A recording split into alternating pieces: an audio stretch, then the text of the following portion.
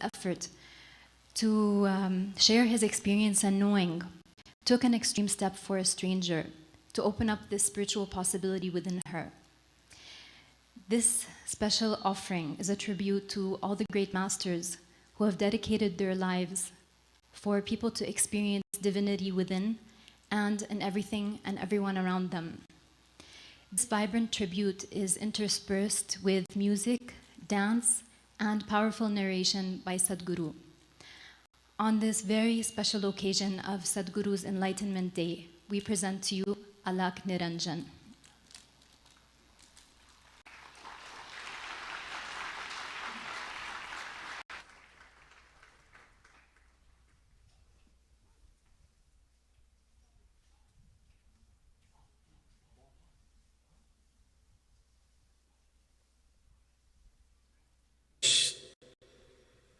In this region, there was a yogi who committed to one aspect of Shiva, which was called Alak Niranjan. Alak means that which is not perceivable, that we cannot see, hear, smell, taste. Niranjan means that which is colorless. That which is colorless, you can anyway not see, hear, smell, taste. It is not perceivable and it's colorless. Alak Niranjana khil khil gunjan bhava bhaya bhajan bhairagi dhada dhada bandanu dwara dinadanu bhikshayu yandanu Chandana charchita pasmotvarchita bhandura sundara sannyasi Alak Niranjana khil khil gunjan bhava bhaya bhajan bhairagi. He went from home to home because this was the nature of spiritual people and the culture and the civilization. So when a sannyasi or a mendicant came in front of the house, nobody said no. Whatever they could give, always it was given. And they never asked for anything more than what they need for that day's nourishment. They didn't take money, they took only food. So he was going from home to home, Alak Niranjan, Alak Niranjan. One day, he came and stood in front of a wealthy home and said, Alak Niranjan. The lady of the house doesn't want to come out by herself. She sent the maid in the house to give him some grain so that he can eat. But she stood behind the door and looked at him. He was a young sadhu with big bright eyes, and she was drawn to him.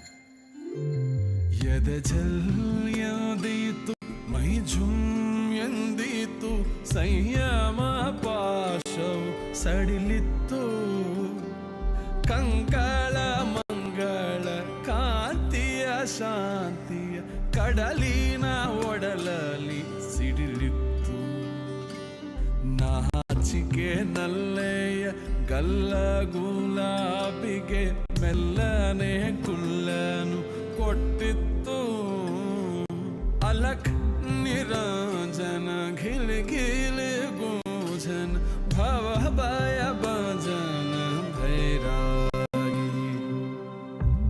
Next day when he came and said Alak Niranjan, she herself came to give the alms. And she looked at his eyes and she fell into them. Then she went inside the house and felt ashamed. She's a married woman, and what am I doing? But his eyes occupied her completely. Next day when he came with the alms, she ran to the door. She looked at the eyes, she gave him the alms and said, I am completely taken by your eyes. I can fall into them and disappear. Actually, I have already.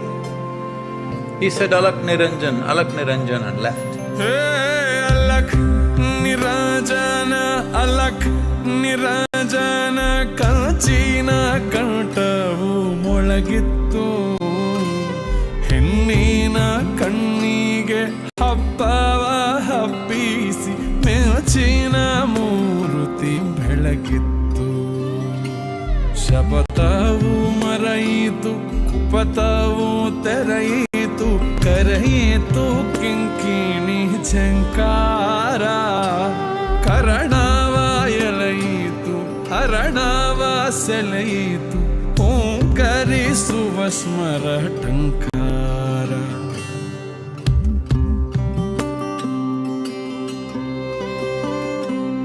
ನಿಲ್ಲದ ಮೇಲುದ ಮೆಲ್ಲನೆ ತೀಡುತ್ತ ಸರಿದಳು ಪ್ರಣಯದ ರಂಗೇರಿ.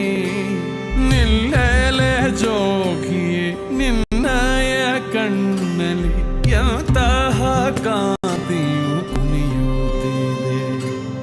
ನಿಲ್ಲೆಲೆ ಜೋಗಿಯೇ ನಿನ್ನಯ ಕಣ್ಣಲ್ಲಿ ಎಂತಹ ಕಾಂತಿಯು ಕುಣಿಯುತ್ತಿದೆ. ತೇಜ ಪೂಜದ ಕಾಂತಿ ವಿಲಾಸಕ್ಕೆ ರವಿ ಶಶಿ ನೈದಿಲೆ ಮಣಿಯುತ್ತಿವೆ. Next day he came again. He said, Alak Niranjan. She came to the door. So he had a plate and he said, yesterday you said, you love my eyes. Here I have brought them. He had plucked his eyeballs out.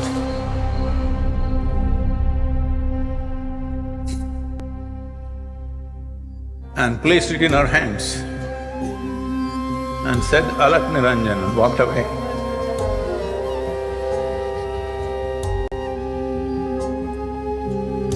He is willing to become blind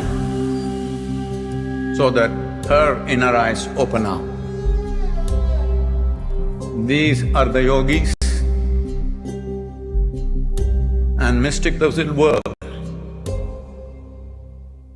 Alak niranjana, alak niranjana, marudina bandanu ajogi. Kina bhagilu gakkane tereyitu, ಮೂತೆರೆ ಸೆರೆಯಿತು ಮರೆಯಲ್ಲಿ. ತಾಯಿಯೇ ತೆಗೆದುಕೋ ಎನ್ನುತ್ತ ಜೋಗಿಯು ನೀರೆಗೆ ತಾಳಿಯ ಕೊಟ್ಟಿದ್ದ. ತಾಳಿಯ ತಳದಂಡು ತಳ ತಳ ಹೊಳೆಯುವ ಕಣ್ಣುಗಾಲೆರಡನ್ನು ಇಟ್ಟಿದ್ದ. ತಾಯಿಯೇ ನಿನ್ನಯ ದಿನ ನೀನೆನ್ನಯ ಕಣ್ಣಿನ ಬಣ್ಣನೆ ಮಾಡಿದ್ದೆ. ಕರತಿಯ ಕೋರಿಯ ಕಟ್ಟಿದ ತೊಗಲಿನ ಆ ಕಣ್ಕಿತ್ತಿದೋ ತಂದೆಯರು. ಅಲಕ್ ನಿರಾಜನ, ಅಲಕ್ ನಿರಾಜನ, ನಡೆದನು ನಿರ್ವ್ಯಥೆ ಆ ಜೋಗಿ. ಹೊಗಳಿನ ಕಣ್ಬಲಿ ಇಂದಲಿ ಜ್ಞಾನದ ಒಳಗಂತರಯಿಸಿ ಕುರುಡಾಗಿ. ತಾಯಿಯೇ ನಿನ್ನಯ ದಿನ ನೀನೆನ್ನಯ ಕಣ್ಣಿನ ಬಣ್ಣನೆ ಮಾಡಿದ್ದೆ. ಕರತಿಯ ಕೋರಿಯ ಕಟ್ಟಿದ ತೊಗಲಿನ ಆ ಕಣ್ಕಿತ್ತಿದೋ ತಂದಿಹೇನು. ಅಲಕ್ ನಿರಾಜನ, ಅಲಕ್ ನಿರಾಜನ.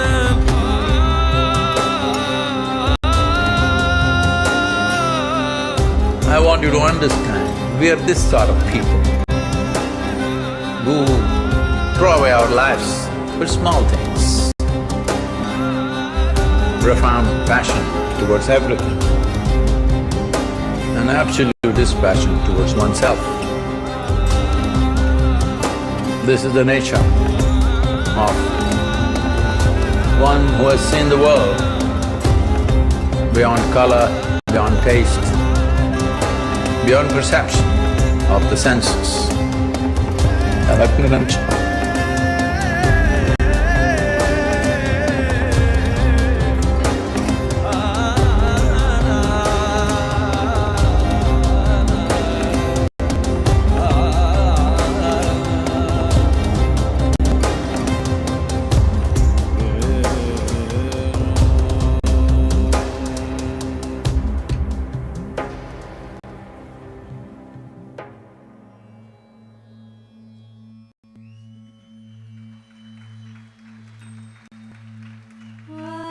ಗುರುವೇ ಎನ್ನ ಕಂಡ ಪರಿಪೂರಣಮೇ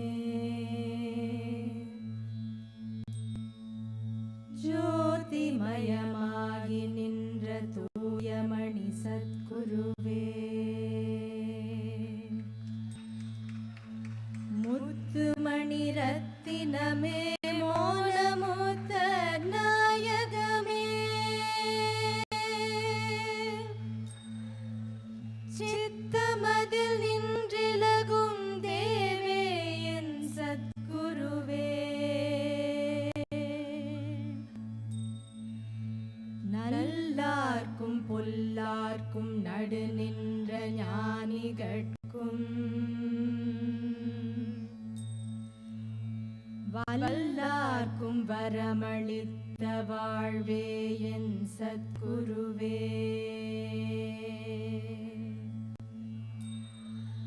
கண்ணே கருத்தே கருத்திலுறும் நற்கனியே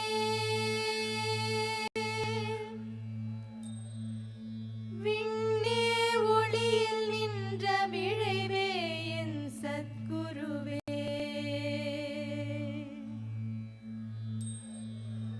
தேவர் முதற் காணாத திருநடந்தந்தாண்டு கொண்டு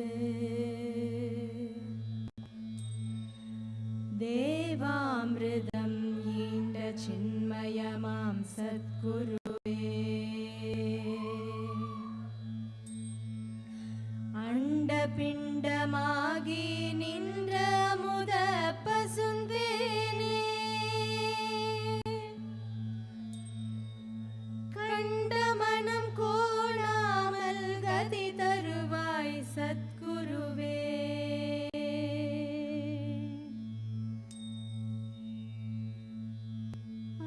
ஆதிகுருவே என்ற கண்ட பரிபூரணமே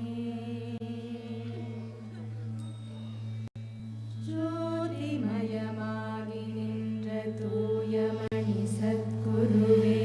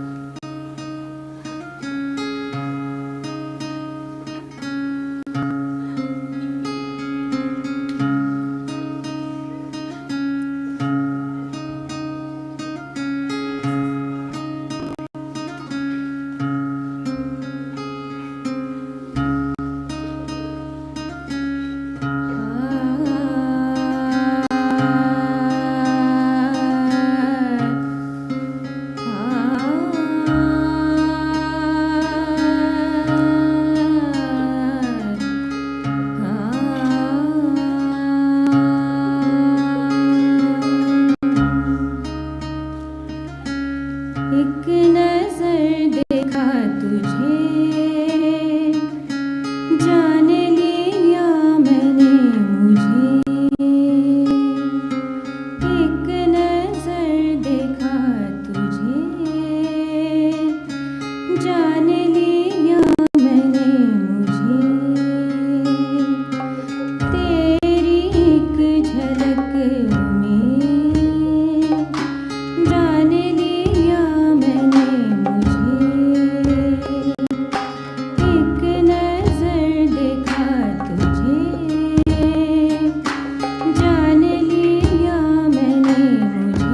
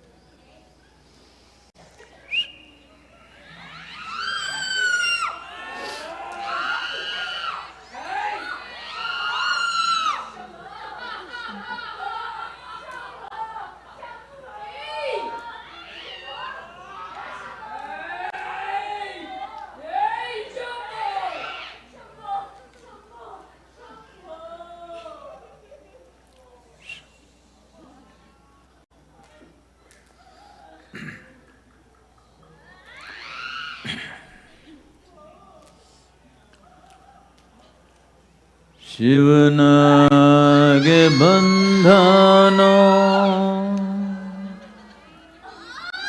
Yogeshwara Shivanage bandhano Bhuteshwara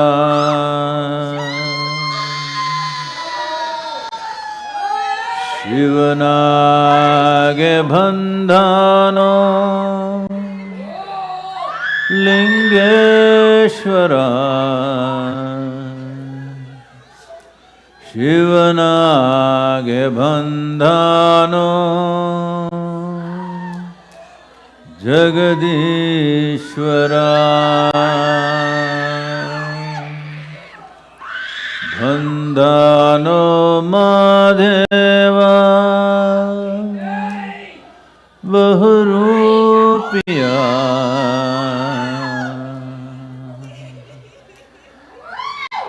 Kandhano Kandhano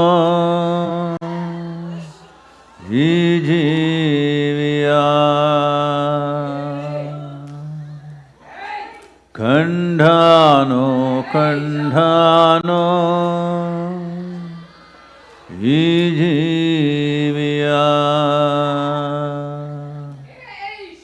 Yanjiva Veundhano Shivarupiya Tandhano Tandhano Gnanamrita Tandhano Tandhano Gnanamrita Tandhano Tandhano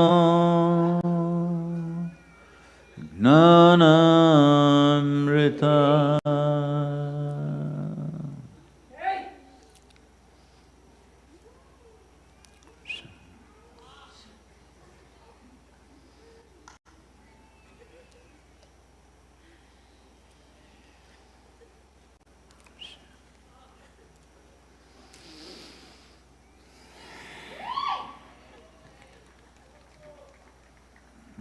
Namaskaram.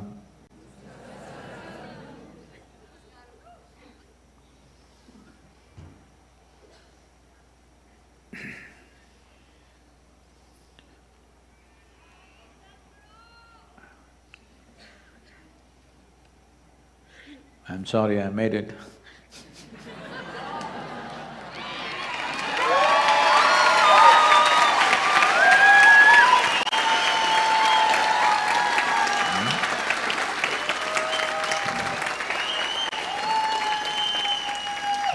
No, I was saying it to only those people who thought I won't make it, so… Sorry.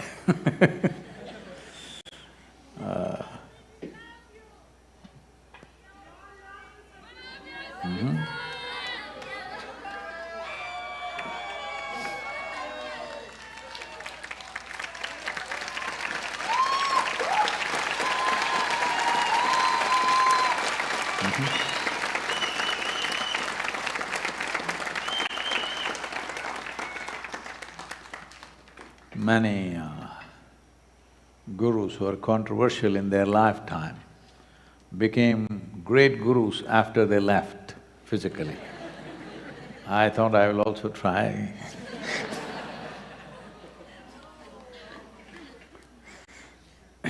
So, isn't it? When they were alive, people were cooking up various controversies.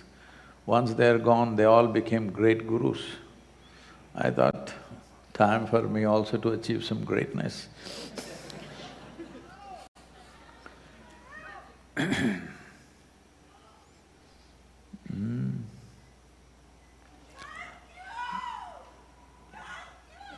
Okay.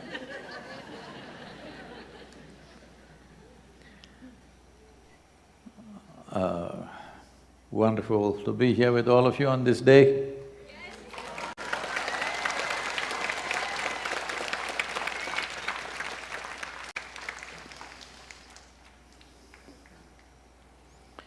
What is all this hype about enlightenment? Because there is no visible signs, there are no horns growing, there is no feathers coming up like a peacock, nothing happening. But what is this glorification of this throughout human history? A question will always come up. That's why I thought I'll become great, but You're already great. so, what is this about? Let's understand certain aspects of life process that we have either taken for granted or overly romanticized. One thing is birth.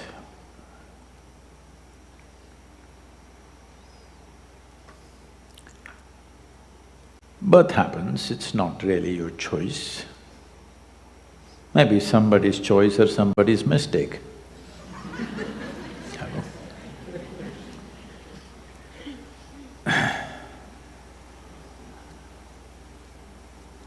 You know about that Berkeley complaint?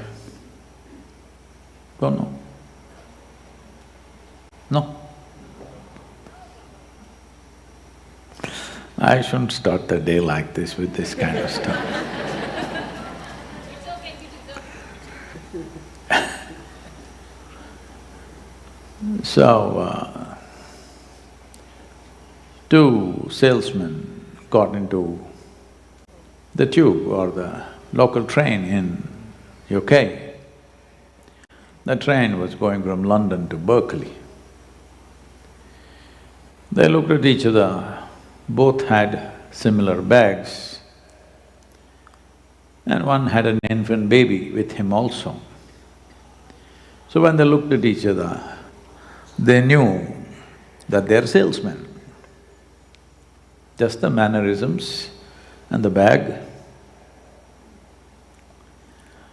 So, the one with the infant asked the other guy, "What do you sell?" He said, "I sell helical gears. I'm going to Berkeley." Then the other guy asked him, "What do you sell?" He said, "I sell condoms." "Oh, really? And you're going on your work trip with an infant in your hand? Your son?" He said, "No, no, this is not my son, this is a complaint from Berkeley."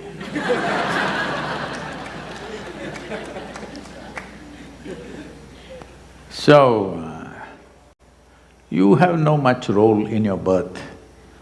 We don't know. Maybe it happened out of love, maybe it happened out of lust, maybe it was just a mistake, maybe it was an accident. Hello?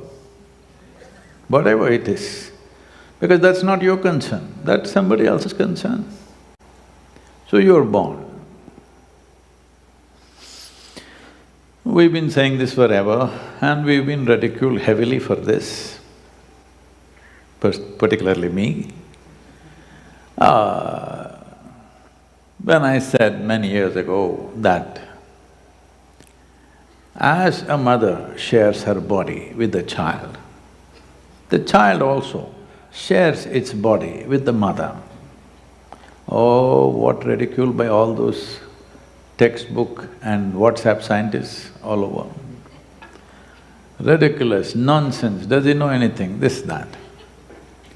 Today, many studies are showing that the child starts sharing its own cells with the mother, and these cells go and settle in various parts of the mother's body, including various vital organs.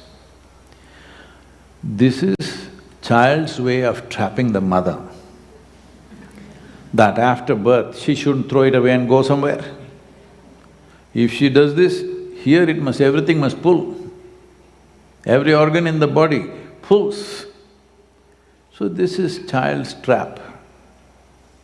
See, do not underestimate this unborn. These unborn guys are not ordinary guys. They are very powerful.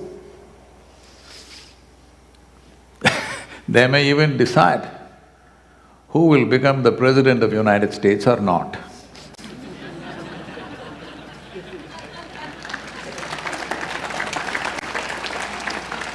They're that powerful. So, because these child cells are working in the mother's body at various levels, even it's the most troublesome whatever, she can't throw it away because it's not her child, it's her. This wears off as time passes, which you can see. For a female, by the time they're 18, almost everything is gone, if it's a girl child. For a male, it's 21 years. By then, everything is gone. The physiological connect is over by then. If you remember some video I've spoken way back, oh, it got a rain of abuse for me. But today, various studies are clearly showing this is what happens. And they're also saying it fades away as you become an adult. But we have fixed a time. For a female child, it is 18, for a male child, it's 21. This is why when people come and say, Sadhguru, can you bless my child? I ask, how old? If they say they're 18, 20, I said, let them come for the blessing. If they are 10, 12, we'll bless them. Because this is the way life is made. This is not something that you cook up in your head. So, in a way, physiologically, do not misunderstand me. There are various other aspects to life. Physiologically, you are a parasitic life till you come to a certain point. And another parasite is just waiting for you maybe. So physiologically, this is how it's made, nothing wrong when I use the word parasite. It's not that it's something negative, but this is the way life is. You can't separate from this, from that. What you think is this is that, what you think is that is this. But we make our choices. Which one we like, which one we don't like, which one is ours, which one is not ours. We make these choices as we go by, depending upon a variety of influences upon our life. So, of course, beyond that there are genetics which lives through your life. This is actually cellular connect which fades away as you become an adult. The genetic part stays till your last breath. So in other words, you are just extension of generations and generations of people. And there is no real sense of individual existence, though you strive, though you struggle. Whenever you try to become too much of an individual, you suffer. in so many ways. If you don't, they will make sure you do. Hello? They do, isn't it?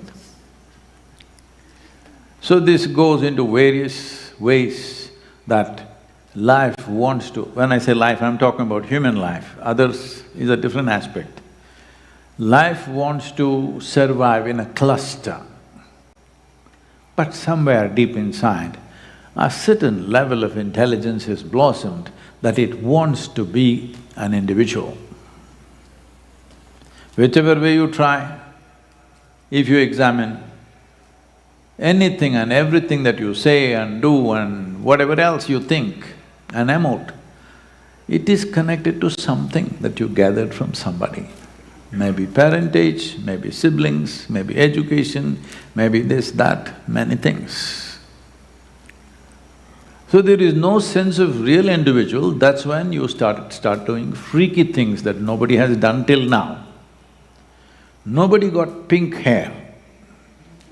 It didn't happen. So you paint yourself pink. Have you seen, once you have hair like that, you can't do like this. Because the qualities of the bird enters you. I'm not here to comment about somebody's hairstyle. All I'm saying is, you want to do something which makes you feel like an individual. Cut this, cut that, pierce this, do that, do whatever. Some people do it to their body, some people do it to their mind, some people in their behavior, some people in their emotions, variety of things, but these are all futile efforts to become an individual. If you have to become an individual, the root word for individual is that you are not further divisible, that is, you're indivisible. Right now, if you take a scalpel and see, I can pick out your mother, I can pick out your father, I can pick out your teacher, I can pick out your husband, wife, this, that, there are so many people out there, it's a crowd. Yes or no? If you're not a crowd, they won't let you back into the house today. You become too much of an individual. That's why yogis go to the mountains, because too much of individual. Individual does not mean that you become an individual by sticking out. Because to stick out, you still need a base. It is only when you become absolutely inclusive, you become an individual, because it's not further divisible. There are no two, there's only one. When I say there's only one, it means in everything, it's you. It's the most egoistic, hyper-egoistic state to exist. Because in everything you see yourself. No problem, man, woman, child, dog, animal, whatever. You see only yourself, hyper-egoistic or not. You're saying yes? Okay.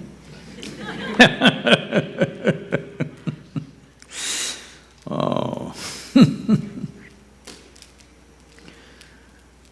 So, because of this lack of sense of being one or oneself, somewhere, whether you're conscious or unconscious, it plays with you. So you have to pretend like you know many things. You have to gather a lot of knowledge. You have to every day be on TikTok to find out what is the latest TikTok happening in the world. Hello? You should know all this, otherwise among your friends, your family, you're a nobody if you're not looking at Instagram, TikTok, this, that, and you're up to date. Yes or no? Up to date with all kinds of things, not the world news, all kinds of things. Because otherwise you can't be part of the crowd. You will be left out. You should see people come here, you ask them to be silent, how much struggle. Without looking at the phone, Sadhguru, no phone also. My phone is on silent, can I use it?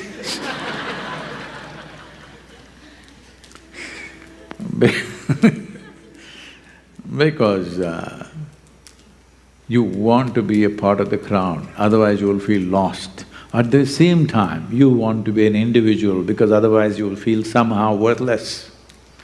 So this is the struggle within the human being. Most people may not be conscious, but it's happening. Within the family, in the office, on the street, it's happening. You want to be part of it, but you want to be above it. Now, for this, you have to do many things, not one or two things. The whole circus of life is just this. You want to be the crowd, at the same time, you want to be above the crowd. Just see how many things you're doing. Just see how many things you're doing for this purpose. So this, you can call it whatever you want because I have no stigma. I have not attached any stigma to any words. We can say this is a kind of a parasitic existence. Nothing wrong. I'm not saying this in a negative, you're a parasite. Everybody is at one point. Slowly we try to grow out of it. At the most, you may become financially independent. That's about it for most people. They became financially independent means they think they're not a parasitic life. No. In every way, life is made like this. To transcend that, it takes a lot. When I say it takes a lot, is it hard work? No. It's hard looking at everything with an intensity that you cannot imagine. Then slowly, everything that covers it burns down and then you see things as they are. This doesn't mean you know everything. This happened. An American tourist went to Greece.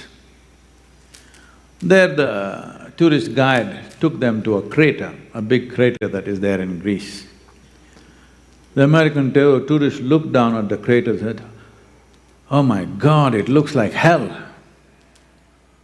The tourist guide said, "You Americans have been everywhere."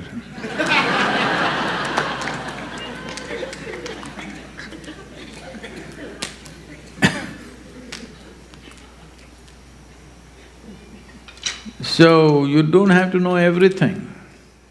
It's just that if you understand the way you know life right now is not everything. There is a maya attached to it. There is a certain illusory aspect to it. If you start looking at this and melting down all the maya or the illusions, for example, right now what your eyes see, it looks at different things and different people in different ways. It doesn't look at it the same way. So if you understand that this is not the eyes showing you that way, this is not the reality, this is the mind making up certain things. If you just understand this much, oh, I like this person, I don't like this person, I hate this person, I can't stand that person, it's all because of what's happening in my mind, not the way they are right now. Hello? Yes. No, Sadhguru, they are like that only.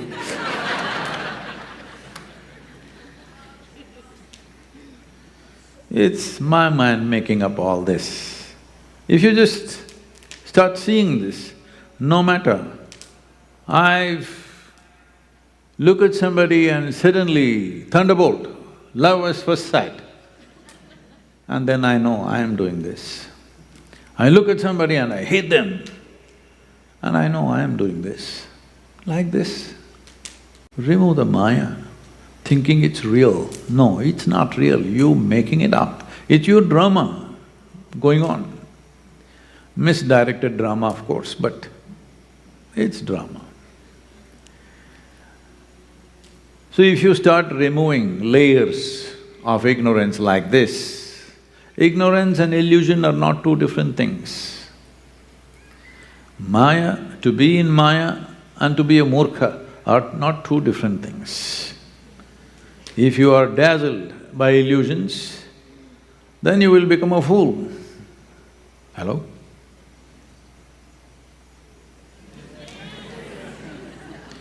Slowly you will be destroyed as a life.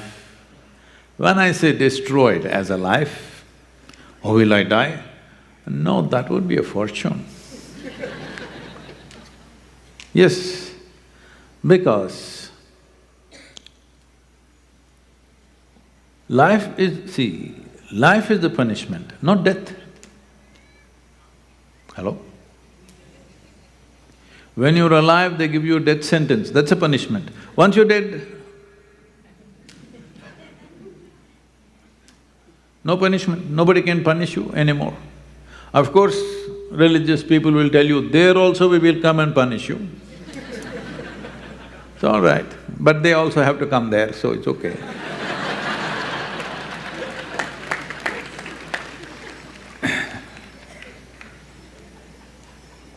So it's life which can punish you in so many different ways. What is punishment is, like I've told this to you 1,000 times. If you just look back and see, when you were a child, you didn't need music, hello? You're just walking, that was music. Didn't it happen when you were walking, you jumped? Huh? But now, this is punishment. This is destruction of life. Slowly the experience of life, if not very painful, at least has become burdensome. Burdensomeness is punishment, isn't it? If you want to punish somebody, put 25 kilogram weight on their head and just walk with me. Punishment or no? So, life becomes burdensome because you don't see it the way it is. If life has to burst forth in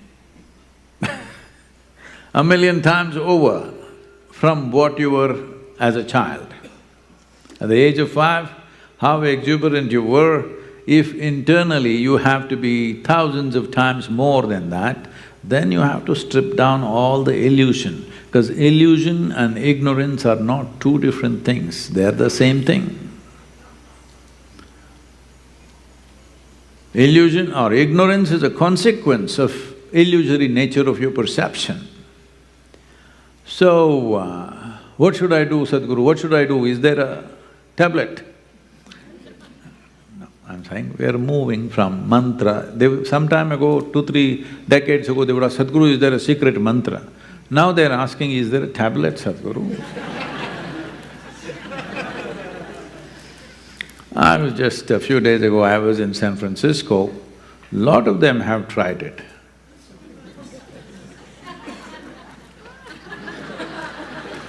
Oh, it's a tragedy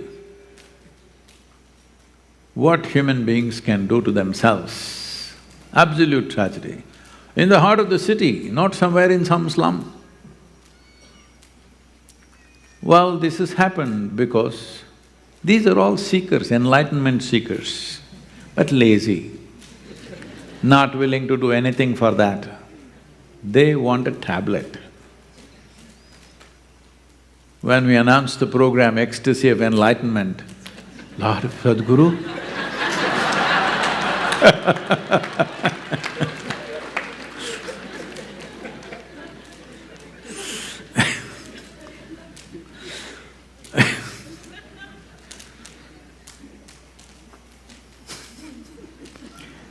so one simple thing, the simplest thing that one can do is just become still.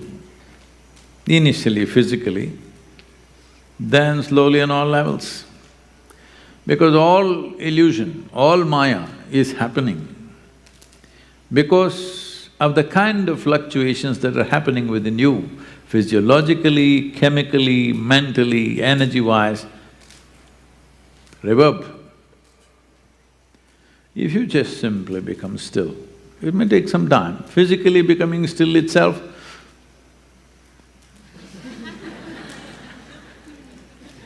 You must try and see. You know, those of you who are doing shunya meditation, you sit like this. Everywhere, insects will bite you.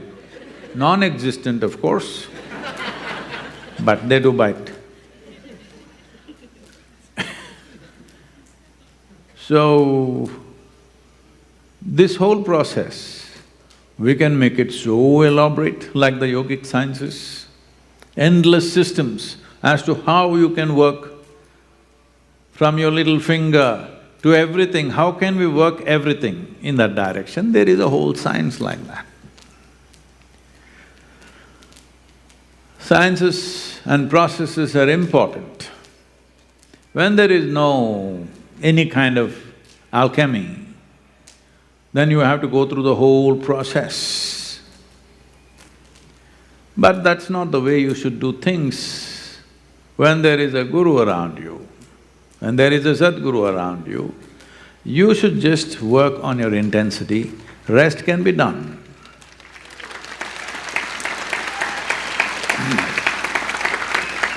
When I say intensity,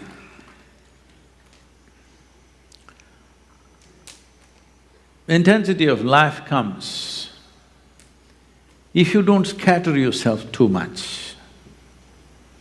If you're too scattered, nobody has enough energy to do that in the beginning.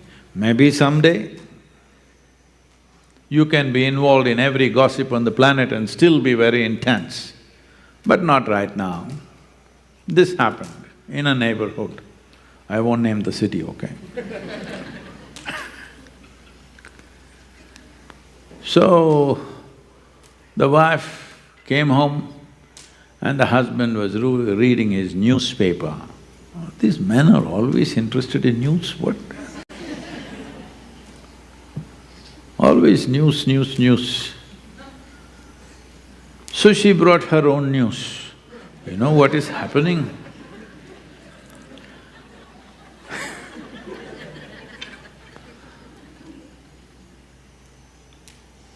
These Bronsons, you know, our neighbors, the whole neighborhood is talking about them. And some are on his side, some are on her side. Everybody is involved in this. It is like this, like that, she went on. Then the husband pulled down the newspaper and said, there may be some eccentrics like me who are minding their own business. So enlightenment means to start with, the most important thing is you mind your own business. And you start looking, what is your business? Because most of your business is of the crowd. Slowly, what is the business of this life? What does this life want? If you're part of the society, you want to buy a car, you want to buy a home, you want to buy better clothes than somebody else, endlessly it goes on. But if this life was here, simply, what is its business? You start looking at that. This is only possible if you bring some stillness into you. When you are on, you don't see these things, because when you're on, every illusion looks 100% real. Absolute reality, it looks like that. So, taking time off a little bit. Why do you think we're building all this? You think I'm going to live here for 200 years for this… to build this 20,000 acres? It's for you, to make use of this space.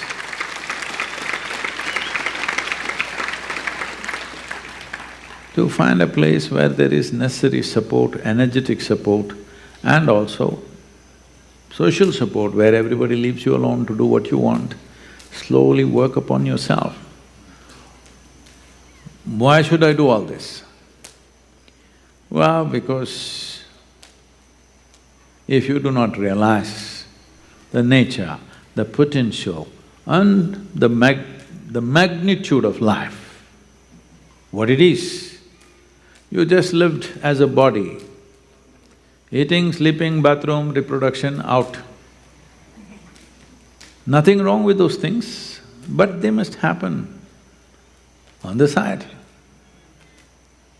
They should not become the main piece of your life. And those things were the main piece of your life when you were at a certain evolutionary scale. Now you come to a place where you have the necessary awareness and intelligence to look beyond those things. If you don't do that, nothing is lost, only life. I thought that's all you have, but you may have something more that I don't know. If that's all you have, you must tend to it. If you think you have something more, you must understand you're not at a life, you're a marketplace. You have many things to sell, many things to buy. For our use, we get many things, that's a different matter. But they should not either enhance us or diminish us. If I have something, it should not enhance me. If I don't have something, it should not diminish me. If I need it for use, it's all right, whatever it is. The question is not about to have something, have somebody or not. The question is about, is that what is determining the nature of your existence? That is a question. If that question is properly addressed, then enlightenment is just a question of intensity. If you maintain intensity, if you come to a certain level of intensity, we'll crack the egg for you. That's not very difficult. But when it's not intense, if you try to crack it, then it'll go waste. So, now that I'm here once again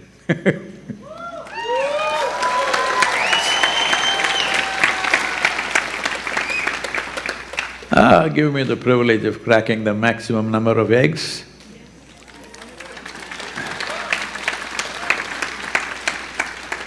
You must hatch sometime, hello? Can't remain in the egg forever. You must hatch. That's when life happens. What's happening in terms of survival processes is a preparation for life.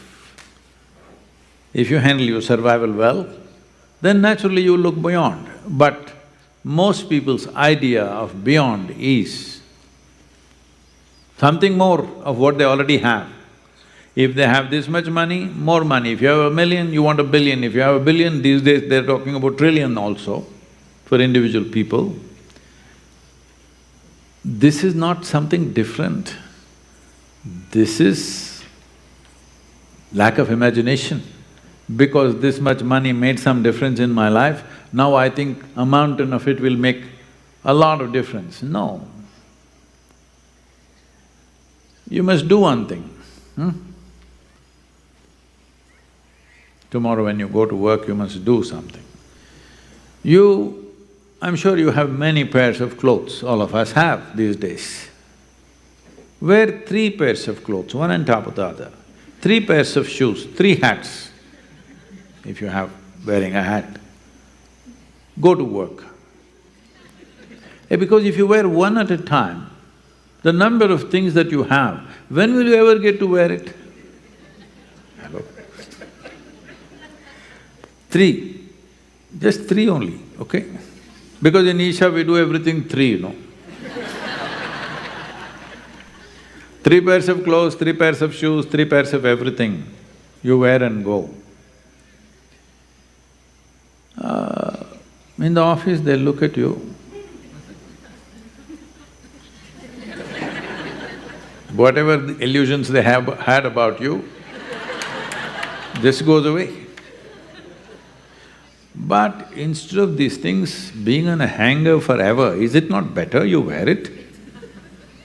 Hello?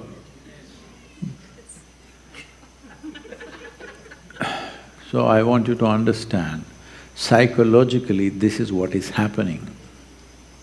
Not 3, you are wearing 300 at a time. Because of that, no matter what is happening, only confusion, only burdensomeness. For most of you, everything that you wished for have happened and more. But can't simply sit here. The joy and the beauty of simply being able to sit here without desiring for anything, without wishing for anything, without angst, without anxiety, without anger, even without love, simply. Very important. This is what it means to say human being. You have to earn the second part of your life, otherwise you will become a human creature. If it's all about survival, eating, sleeping, reproduction, this, that, it's human creature, isn't it? If you want to become a human being, if you sit here, you don't need anything. Physiologically, we have been parasitic life, but as a being, we are not in any way leaning on anything. If you sit here, you sit here, absolutely. Can I torture you with a little poem?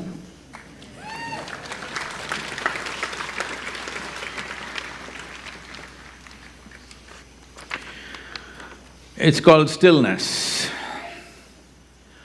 The movement of life, of body, mind and energy, we all become individuals of separate entity and existence. All life, not just human, finds separateness only in movement. I'll read that again. In movement of life, of body, mind and energy, we all become individuals of separate entity and existence. All life, not just human, finds separateness only in movement. But in stillness there is oneness. But in stillness there is oneness. The stillness, the core, the movement, just the surface. Joyful expression of the surface is joyful only when rooted in the stillness of the core life. Will we become still only with death, or know the beauty of stillness of the core life when alive?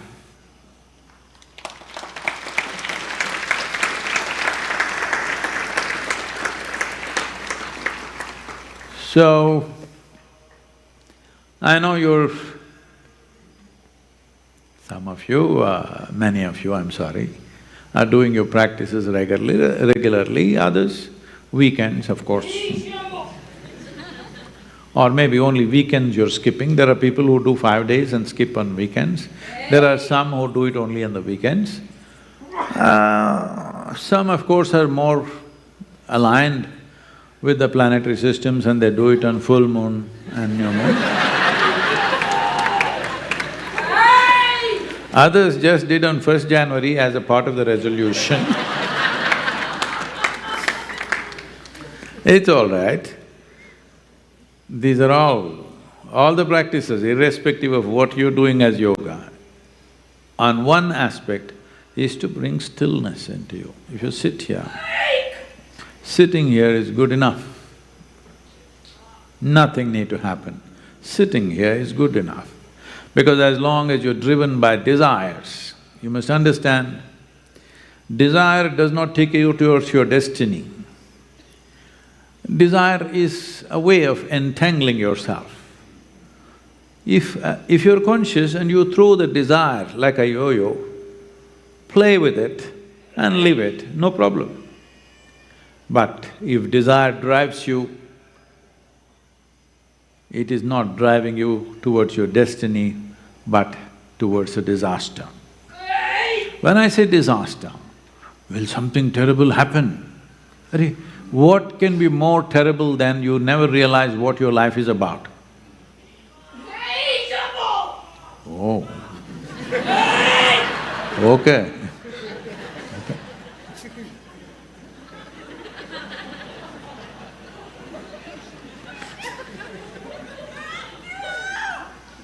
The greatest disaster in life is without tasting the basic nature of your life, you went away. You know you're all going. Hello? Yes.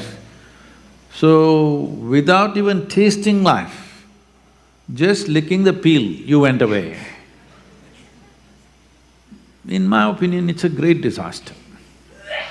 You think a disaster means your house should burn, something should happen, you must crash your car, something else terrible should happen. No. Nothing happened to you, that's a disaster. Hello? That nothing that is life happened to you, only this is a disaster. So desire is that which drives you in that direction, because desire is a distraction. It'll keep you busy. You throw on desire, I want to build a house. It'll keep you busy for next 5 years. You got it. Then I must pay up the loan. Keeps you busy for 35 years. I want to get married. It kept you busy for 1 or 2 years. You got married. Then I'm not saying anything negative about marriage, it's about the way you're handling it. Then you become a householder. Arey, why are you holding the house? If you're holding your husband and wife, it's okay with me. You're holding the house? You live in the house because human body is made like this, it needs some protection and temperature control, huh? You can't just lie down here. You need a building. But why are you a householder? Oh. You know, in the office there are paper holders and file holders. You're a householder. Oh, that's a terrible thing to become. That is the greatest disaster that can happen to anybody, that you are a householder. You're living in a house, wonderful. But you're a householder, that's a terrible thing. Like this, desire leads you to disaster because it diverts you from what really matters for this life. It keeps you on the surface, never allowing you to bite into the fruit, just licking the peel all the time. And as long as you don't eat the fruit, the desire will be on. This is the best thing about it. You know, these dog races, have you seen? I think in United States there are dog races. So there is a big bone being dragged in the front. If the bone gets to the dog won't race. Desire is just like this, always. If you get it, over. Have you seen so many desires have been fulfilled? The moment it's fulfilled, it's no good. Yes or no? Only when it's unfulfilled, it's a tremendous thing. Once it's fulfilled, it's no good. So, if I tell you become desireless, that would be a negative statement. Somebody else said that and he's been misinterpreted in 1,000 different ways. So I won't make that mistake. Just sit here, simply. No, but Sadhguru, my mind, it's all right. My mind is thinking, Sadhguru, too many thoughts. Arey, you never told me, Sadhguru, when I meditate, my liver is working, Sadhguru, what to do? My kidney is also working, Sadhguru. You never complained. Hello? You never complained, Sadhguru, when I'm meditating, my heart is beating, what to do, how to stop it? No, only your brain you want to stop. Well, that's because you're overly identified with the activity of the brain, overly. You're not so identified with the liver unless it troubles you. Yes or no? You don't even know where your kidney is till it gives you trouble. And if you say, doctor says, let me feel your kidney, you'll say this. Then he says, okay. Because you don't even know where it is. But you're too identified with the activity of the brain. And this activity runs. You throw a stone there, run up to it. You throw a stone there, run up to it. It is this kind of game. This happened. One day Shankaran Pillai bought a very expensive watch. Eh? He bought a very, very expensive watch and took it to a doctor's office and then gifted it to the doctor. "Doctor, this is a gift for you." The doctor was surprised, "Why such an expensive gift? What for?" "No, you treated my uncle, Mr. Dobson, and I'm very, very grateful to you, so this gift." Then the doctor was taken aback, "But Mr. Dobson died." "Yes, doctor, that's why. I inherited his whole property."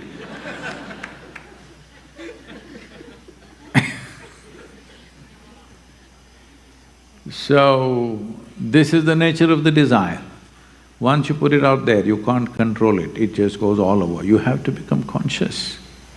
If your desires are conscious to fulfill certain things for yourself and people around you, perfectly fine.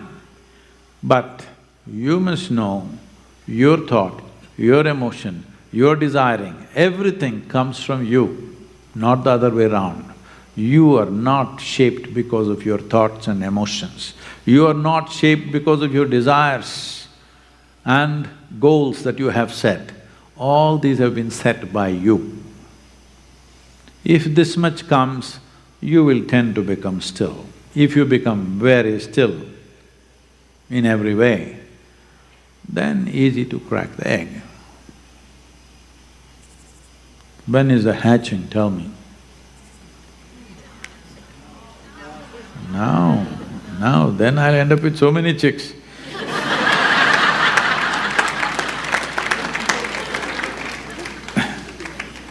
I heard there's a pile of questions that people have held back for last few months, so please.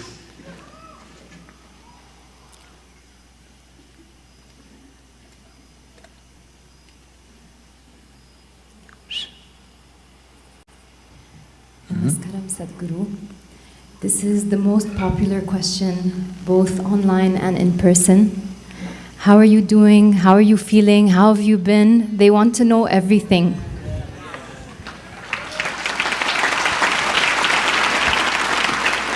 What about the popularity of the question? What's that? This is the most popular question, both online and in person. Oh, They want to know everything about how you have been over the last few months. oh. The result seems to be good.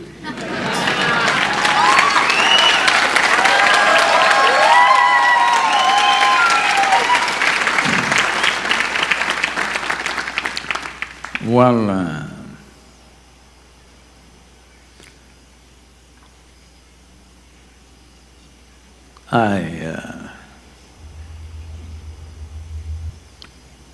I made myself like… physically it's been painful, but I made myself like this that nothing really puts me down that way. So all that's happened is, in the last few months, because of certain things that happened and certain things that I said and did, whatever at that time, a whole hospital full of people, doctors, nurses, staff, everybody have become huge followers.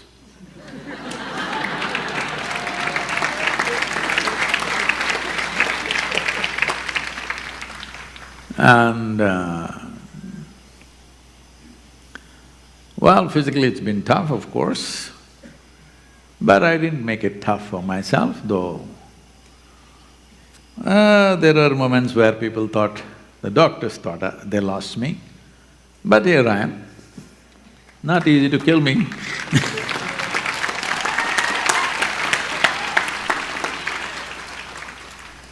Well, a few reckless things we did, of course, nobody to blame. But we've always been doing this. This became too much of a public spectacle. Always I've been doing such things, throwing my life out here and there and risking it. This time, unfortunately, it became too much of a public spectacle where just about everybody knows which is embarrassing, of course. And let me tell you the good part of it. Probably continuously for 4 or 5 months, I'm eating on time.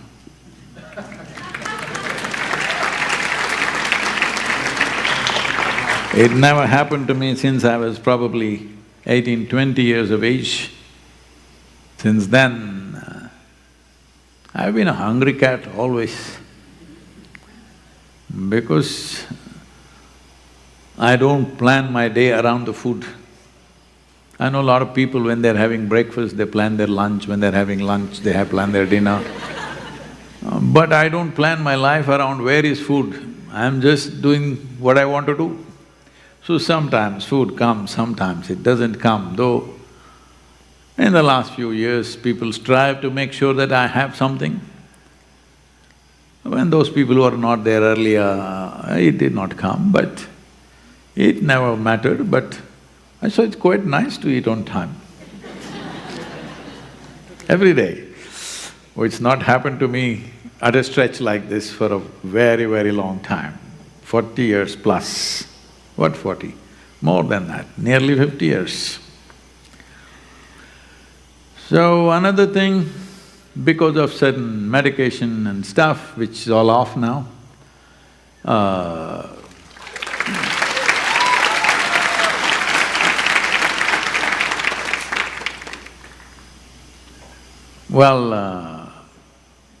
they made me a bit drowsy.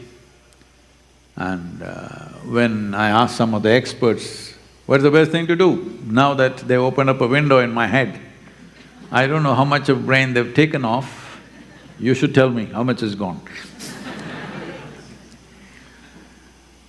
So, when we asked them, they said, Sadhguru, there's only one treatment, sleep, sleep and sleep.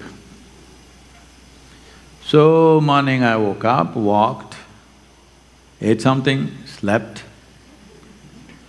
Again woke up, walked, ate something, slept. Again evening walked, ate something, walked and slept. Ideal life.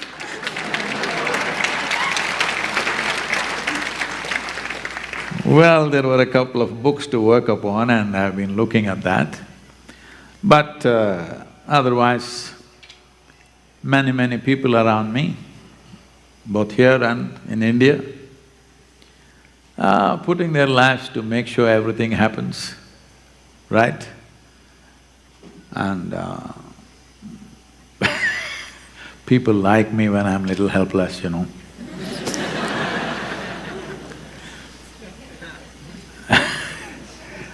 Right from my daughter to everybody, no, this is the way you do it, you must sleep now. I said, what? When did you become the boss?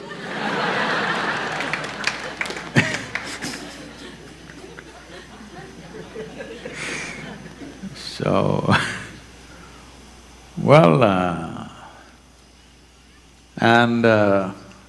rest of the things that are happening in the foundation, I see the better happening better without me, so it's good. And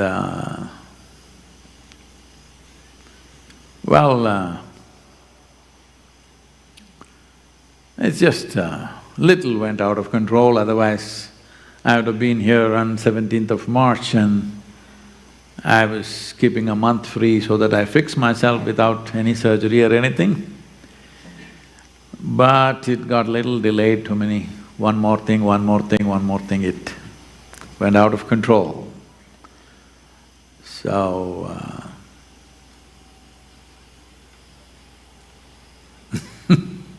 they say, the English say, all is well that ends well or something like that. So, here we are.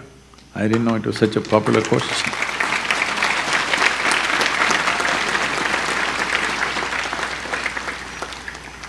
Very close, almost crossed. But Well, of course, in terms of the foundation, in terms of various things that we are doing, it would have been a hit in case I went over. As far as I'm concerned and the core part of my work is concerned, no difference. Here also I'm in Shiva's lap, there also I'm in Shiva's lap. Here also I do the same thing, there also I do the same thing. So in that context, there is no difference. Spiritually, there wouldn't be difference either for me or for you. But other things, the golf course, they may not shape it well. I'm concerned about that.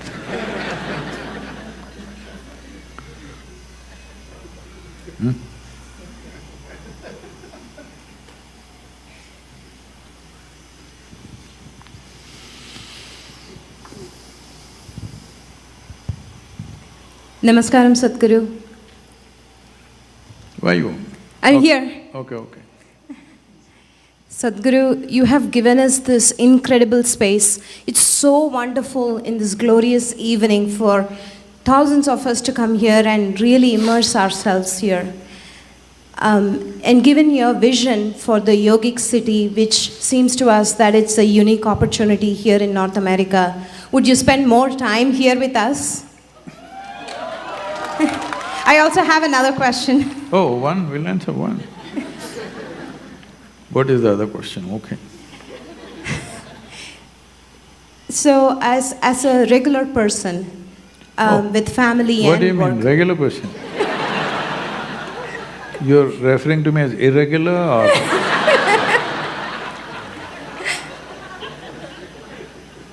What is a regular person? Regular bullshit, is it? yes, something like that, Sadhguru.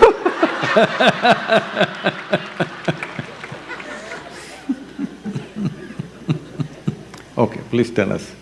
So, as a regular person with family and work, how can I make use of the yogic city, this vision that you're creating, and how can we support and be a part of this vision?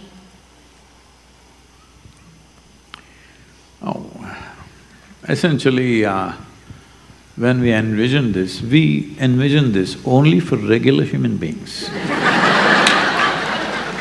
We were not thinking of opening a mental asylum for those who gone little irregular.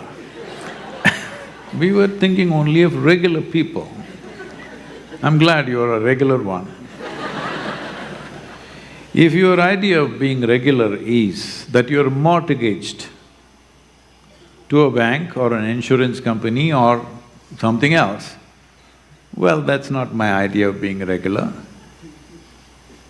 If you think regular means you have 35 years house loan, 10-year car loan, 15-year student loan, and still it's going on after 40 years, you're not regular, you have no sense of life. You're planning your life, like you're here for 1,000 years. Are you 1,000-year lifespan girl? Huh? That girl is 1,000 years? No. But you're planning your life like you're going to be here for 1,000 years. Effective life, I'm saying.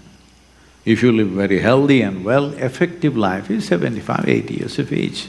After that, you rocking chairs. That's the greatest excitement you can have.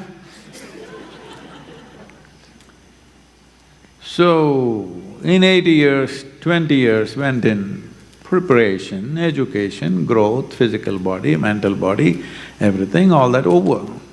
So essentially, for approximately 50 years that you live, for 50 years, you have a 45-year mortgage. You are not regular. You're not a regular person. You got something irregular has happened in your head. What do you think?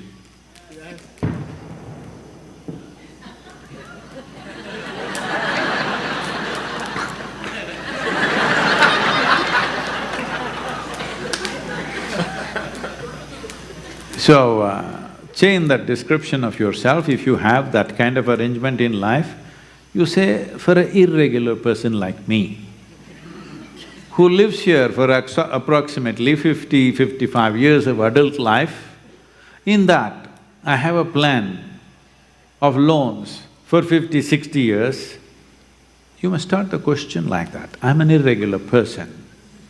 I'm not regular. Hello? Yes or no? Yes. If you're regular, you'll plan according to the time and energy that you have, isn't it? Anyway, about the yogic city. Already I have a reputation, don't ask him a question, he will destroy you. No, I am only destroying the question, not you. I don't intend to destroy you, but you ask a stupid question and it must be destroyed.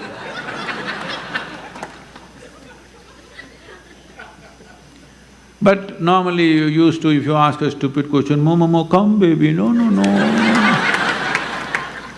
We'll give you a hug and everything will be okay with you. So, hey, what is this? You're reaching for the sky? No, no, okay. Usually to touch the sky, you need something more than two hands. So, what is this about? Why we procured a land in such a, in general terms, a remote place? Just imagine, if we had 10, 20 acres around Atlanta or even Nashville or any other city for that matter, by now it would have been immense, you know. Why this hardship of procuring a remote, wild land somewhere like this, and all these nutcases over here as full-time volunteers who are working their lives out for last 15, 16 years to make it look like what it is today.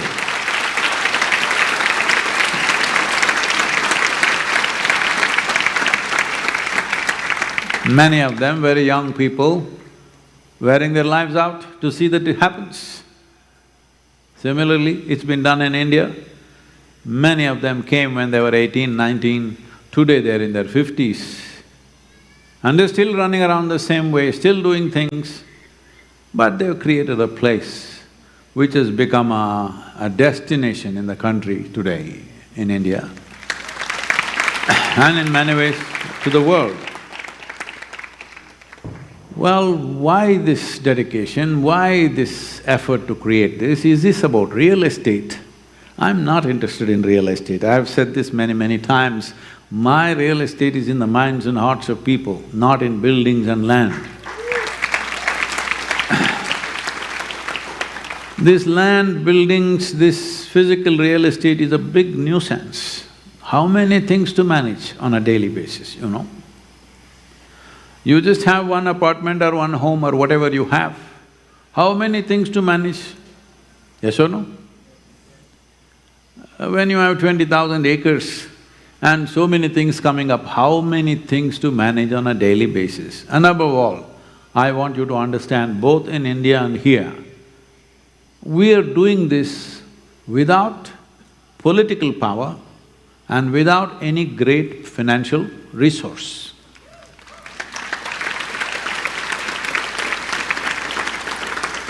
Never use political power, because with that comes various things and I can't take it. After I go, maybe they'll bring the politicians in, I don't know. Because without them, everything is hardship. Without political power, everything is hardship. Though we know everybody in India, we don't bring them in. We don't bring them on stage to do something. We don't honor them with this and that. We don't allow them to dictate things to us. Both political people and the rich and famous of the society, because of that, everything becomes doubly hard. Essentially because of me, it becomes hard on everybody. But it is because of that we've maintained a strain of spiritual process which is unaffected by any social things that are happening around us. And this is very important for today, for tomorrow, for future. This is very important. There is a clean spiritual process which is unaffected by political forces, social forces, financial forces around us, because they will always creep in. We have taken a lot of care to keep them away. Once you keep them away, you don't have key support. Without that, to do this is real slavery. So all the volunteers, both in India and here, full-time, part-time, all sorts, have done a lot to make these places available. And then comes consecrations and make the powerful energy spaces, which takes a lot of life. All this, why? See, a space like this, like for example, I'm just taking an extreme example. When the pandemic struck in 2020,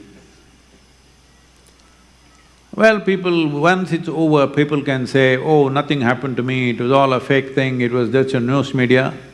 But well, nearly 12 to 14 million people died, that's not media.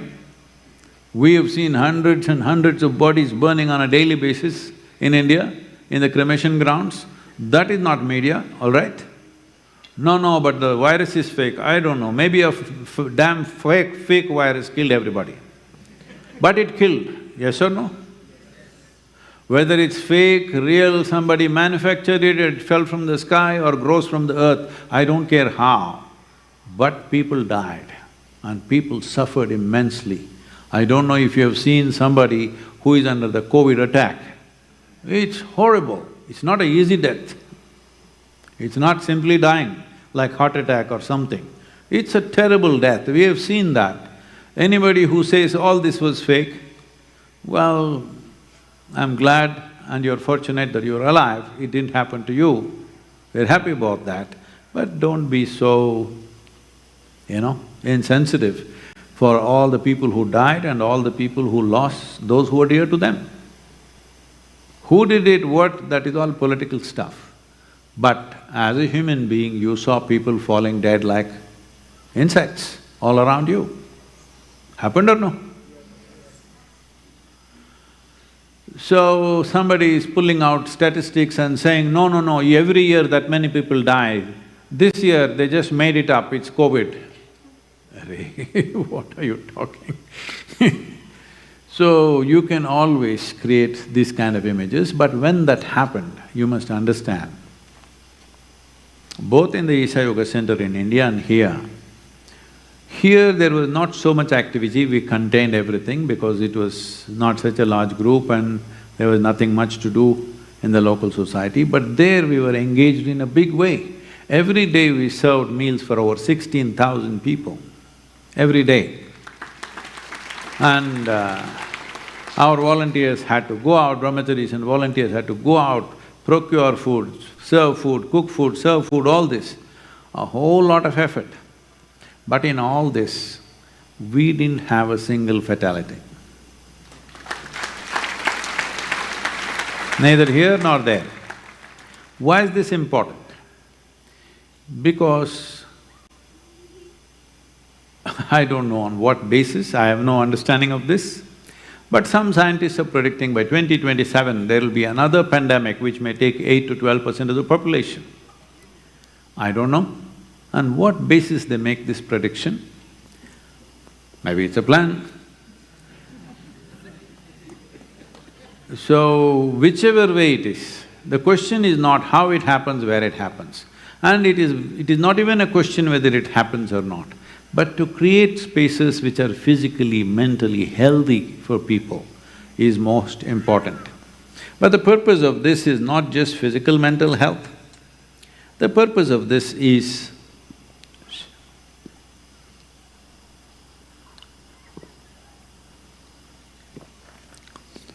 because we've been talking about eggs, let's say it's a kind of an incubator where things will hatch fast.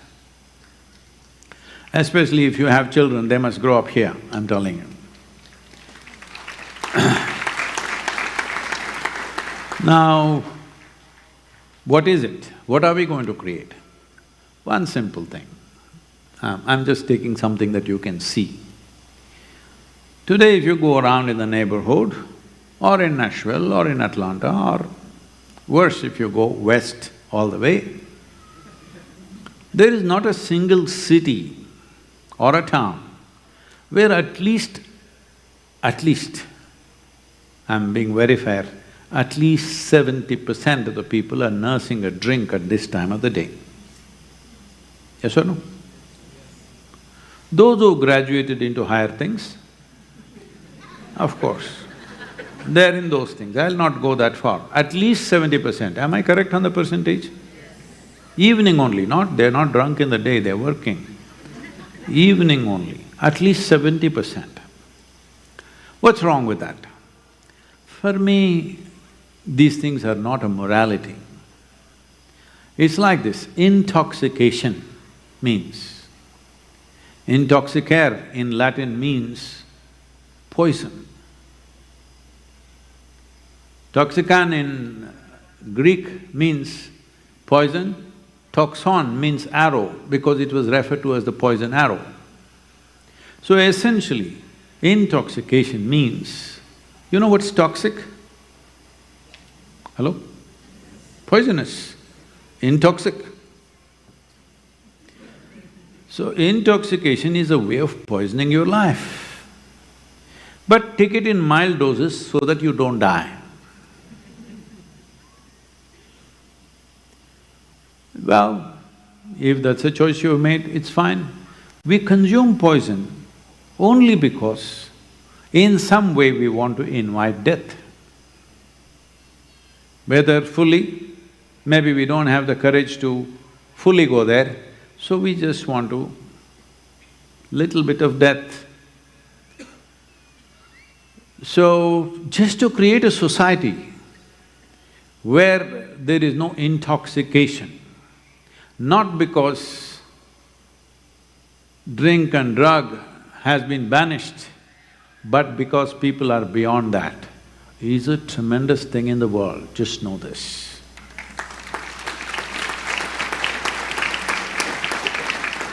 Not because you will go to hell if you drink, not because your liver will rot, simply because you're beyond that. That is not a small thing. That means you fundamentally have begun to appreciate the value of life. Only if you immensely value life is enlightenment even a possibility. If you value death, well, people have been selling this to you for a long time, if you die, you will go to a better place. I don't know why you're not gone yet. See, if people know that when they die, they will go to a better place than this, they should be gone before I come there. Because even there I may take up 20,000 acres. Please, if you think there's a better place, you must be gone well before me. But if you understand that if we don't create it, there shall be no heaven, first within you, then around you.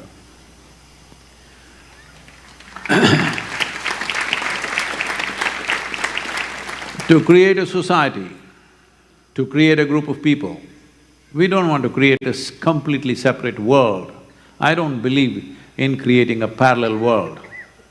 We'll always be part of the world, but a beauty spot on the planet, where people can live without intoxication, can be drunk without intoxication, can be stoned without stones, and exuberantly alive, even if tomorrow they're dying. This is the way of life. When I was just about to go into my first surgery, you know, I went through two in 2 months because of whatever.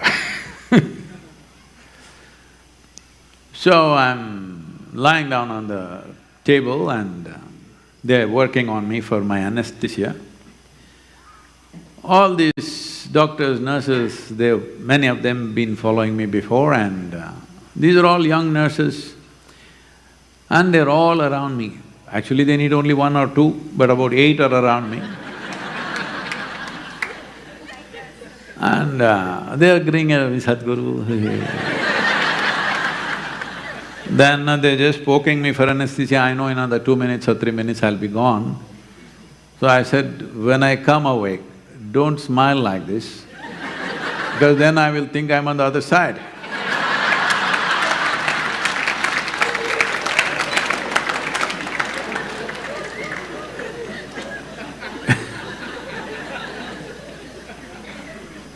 So the doctor came in and said, what happened, what happened? They were all laughing loudly. For him, if they laugh loudly, all these germs or whatever will fly all over in the air. What is this happening? He's coming and screaming at them. But by then I was drowsy. I won't tell me, even if you scream, it'll all come out. But what I'm saying is, to create individual human beings who are beyond intoxication, they've not given up because of morality, they've not given up because of their rotting liver, they've not given up because it will take them to hell. They're just beyond that. They are very well without any need for such things. This is an important human being in the coming years, believe me. Because it is already true that almost every one of us are on some kind of chemical, because to grow food, we are using chemicals. Nourishment means chemical today. Apart from that, maybe we are taking some supplements or medicines, which is again chemicals. If you breathe chemicals. It's better here. If you drink water, you drink with chemicals. You put poison literally. Hello? Chlorine is poison? No? So you drink poison, you eat poison. If you want to be peaceful, you need chemical. Mr. Jack Daniel has to visit you. If you want to be joyful, another kind. If you want to be ecstatic, another kind. Now there's a whole talk going on in social spheres and also in the social media. Lot of young people, not even in they're not terminally ill or something. They're all saying how you should procure your dosage of fentanyl and keep it. When time to go comes, this is the most pleasant way to die. Inject yourself with this and you will go without any trouble. They're planning this when they're 30, 40. Well, if they had that much brains, they should have planned how to live without anything. Hello? Without disease, without poison, without something, how to just exit? No, that much application to life is not there, that much appreciation of life is not there. Because those who are consciously poisoning themselves or slow poisoning themselves, obviously they don't have enough appreciation for life. Because poison means invitation to death. Am I exaggerating? What, Sadhguru, we can't even have a drink in the evening? You can have whatever you want. I'm saying, we are seeing how to create an atmosphere where people are beyond intoxication, beyond alcohol, drugs, beyond anger, jealousy, hatred, all kinds of things which are poisoning your life on a daily basis. How much poison? If you're angry, are you poisoning yourself or no? Today we can medically prove all these negative emotions that you create are literally poisoning you. Literally, you can check and show you, your bloodstream has changed in a certain way. So to come to a more conscious living, we would like to make the whole planet like this, but as I said, I have been working without political power and financial resource. Without this is how much we can do. Hope many more like this will come all over. But this will be extremely important. In another 30 to 40 years' time, this will become one of the most important places in this country and in the world. Watch this.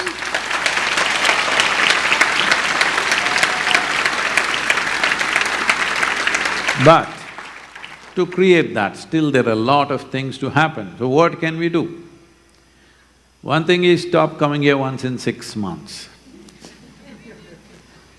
Start planning your life in a better way. When I say in a better way, see, you must first of all understand, life is a…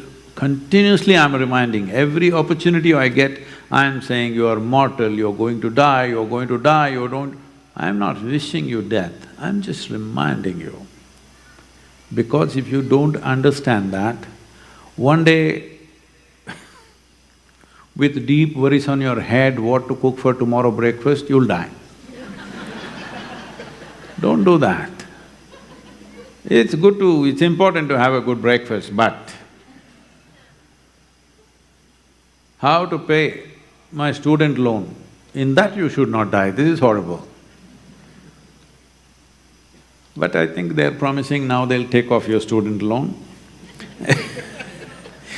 Maybe one thing will go, but you will anyway pile up other loans, hello? So I'm saying your life should not go like that, with concerns. See, people are thinking concerns and worries and anxieties are normal. It's not normal. It is that regular life, girl. It's very irregular for any human being to be every day concerned about money, every day concerned about survival, every day how to pay my bill, every day how to survive. This is a most irregular life, this is not a regular life. If you have any sense in your head, these concerns you must settle at least by the time you're 35. How to earn my bread for the rest of my life? I want little more cream, 40, you should be done. 60, 70, you're still concerned about the same damn thing. This is because you're throwing out desires which are tangling you up all your life, but you don't seem to understand. Till the last day you want to be tangled because you're afraid you may die without a purpose. Anyway, you will die without a purpose, just know this. Because you were born without a purpose. Hello? No, no, Sadhguru, what about the God-given purpose? Oh. If you believe you're the direct, first-hand handiwork of God, I'm disappointed with him.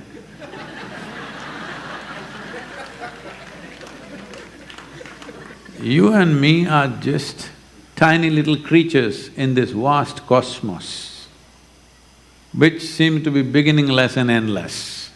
In this, we are a tiny little speck, and you want a purpose of your own. The purpose of life is life. All life is only longing to become full-fledged, that's all. This life also is not longing for anything else, it wants to become full-fledged. But somebody messes you up early on and say, unless you earn money, you're not full-fledged. Nobody told you how much. So whole life goes in that. If your parents told you if you earn $10, you're full-fledged, you would have settled it. 100, 1 million, we would have settled it. They didn't tell you, you must earn enough money, they said. Enough? When is enough? Even those who are on the verge of becoming trillionaires, they feel it's not enough. So, they set you on this chase, enough, till enough happens, you must be working hard. You must understand, this life is not about work. This work is about life.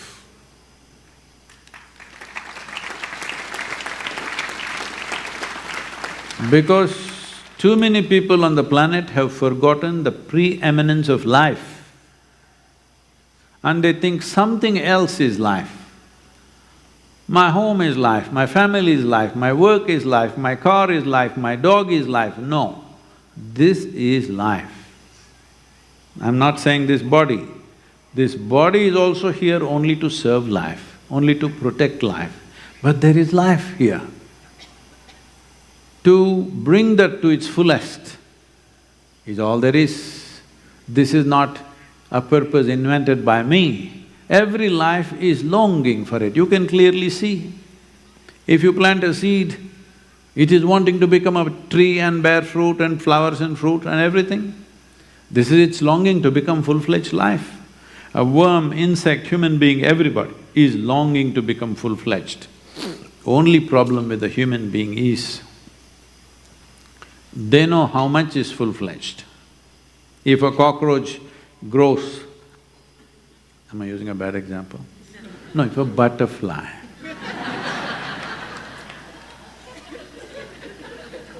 a cockroach is nice because it survived for so long, I believe.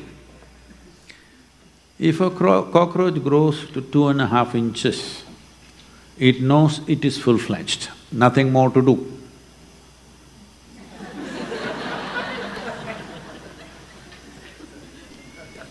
But once you come as a human being, how much is full, you don't know. This is why the struggle.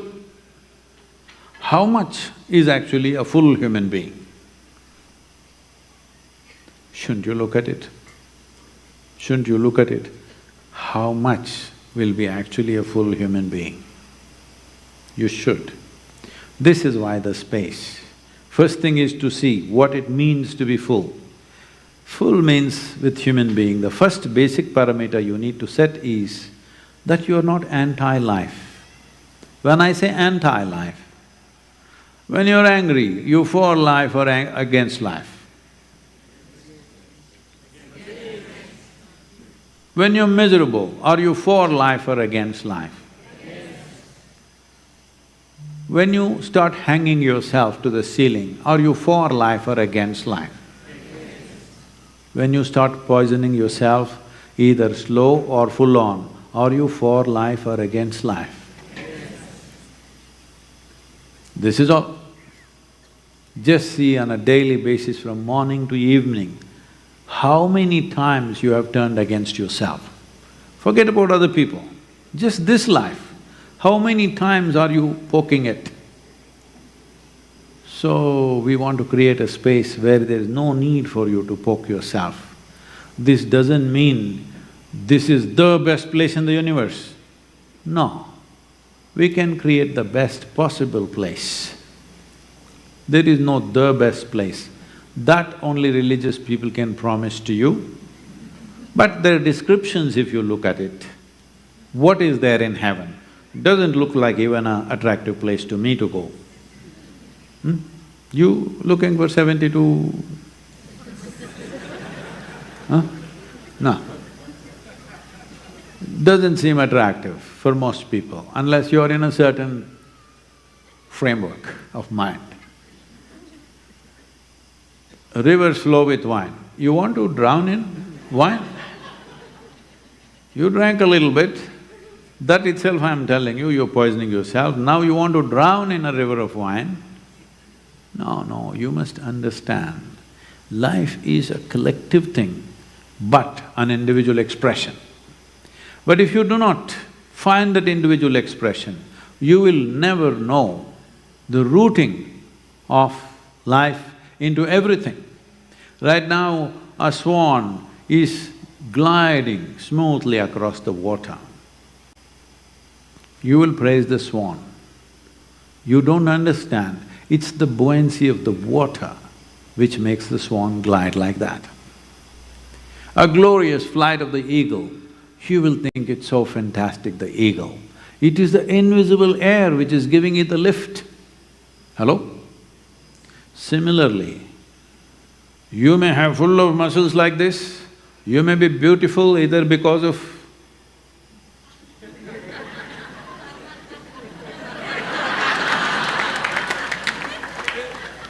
for whatever reasons, but essentially all this is good because there is life throbbing, huh? If you pull out this one life, how beautiful will you look? How strong will you look? Of course you'll be stiff. Nothing matters, isn't it? That's the only thing that you have. That is the only thing, that's the only value in the existence is life. When I say life, you're thinking life, my office, my family, my dog, my…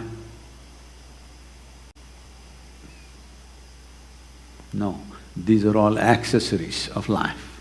Do not misunderstand the accessories of life, of home, family, work, this, that, body, psychological framework, these are all accessories of life for life to find expression. Do not misunderstand the accessories as life. This is called Maya. Once you're lost in this, once you're entangled in this, it'll go on and everybody around you will support it and encourage it. In case you're not getting entangled, they will make sure you're entangled. Oh, you have a mother or a mother-in-law at home, she's telling you, what, you have only one child? You must have at least another 3.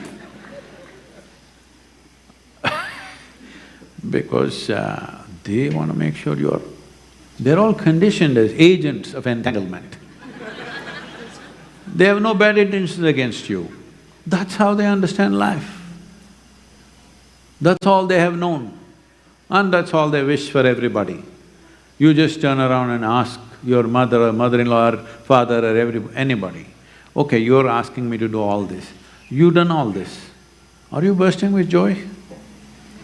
You don't even have to ask that question, look at their face and you know. You look at their face and you know, isn't it? Question is not needed. Why simply embarrass them? Because they have lived within their limitations, they have done their best for you, we appreciate that. In gratitude, we'll look at them. If it's possible to help them, we can. But if they're beyond help, but you, once you know there is something beyond your physical nature, once you know there is something beyond just physical aspects of life, if you don't wake up to it, if you don't plan your life around it, then life will have its ways. This is not my wish, but it's like that.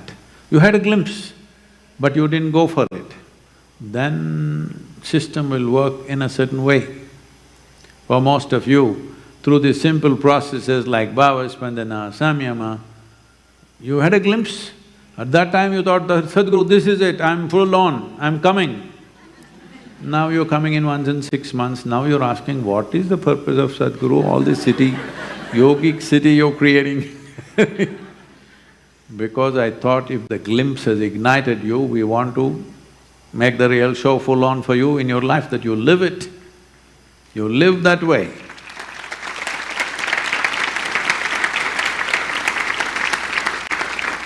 So anyway, for those of you, and of course children are coming and also to attract various other people, you know, a golf course is coming up. It's a fine course, 18-hole course. It'll be very good, designed by me.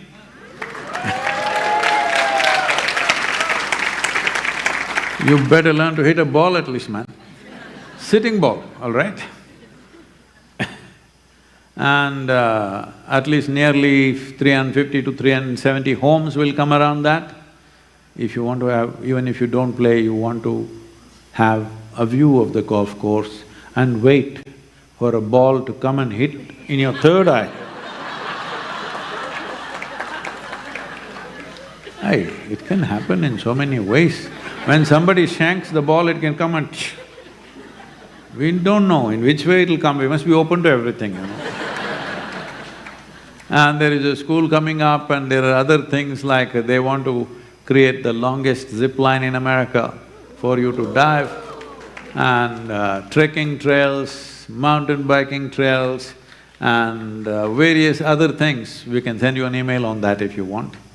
And various things to draw people so that they can… there is a sports center coming up of tennis, this, that, whatever else, for local people to participate and also children to come and spend time in summers and other things to train for specific sports. All this coming up and you must participate. As I said, I don't have any political power nor any great financial resource. All I have is a million hands. Yours, I'm saying.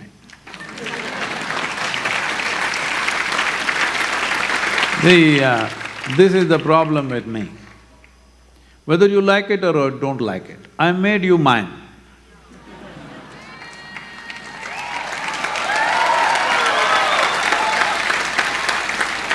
I didn't ask your permission, I just made you mine. So, so naturally I expect you also slog like me. There are many things to be done. Please let's know in what way you like to participate. And above all, please plan your life in a sensible manner, not endless concerns. That's not the way. Consciousness, not concern, is the way to live. That's what this place is dedicated for. Part of the conscious planet movement, that we create a conscious city. This doesn't mean everybody here is going to be perfect, but they will be striving. That's all that matters to me. I don't care whether you're perfect or not, but you're striving to be better, that's all.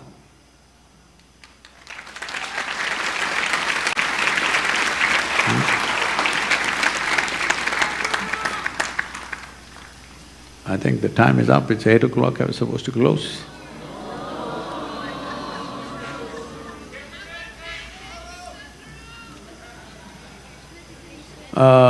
Is there questions? There's one more question, we'll close because I think it's webcast and they have some issue at 8 o'clock.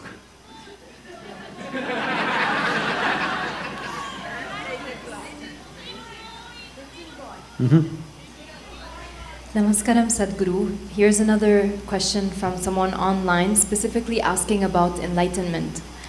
You spoke about different levels of realization and enlightenment.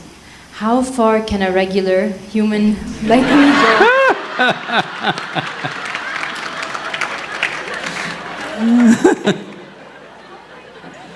Is there an individual limit for each of us as to how much we can grow in this lifetime? And why aren't we naturally born enlightened? Oh.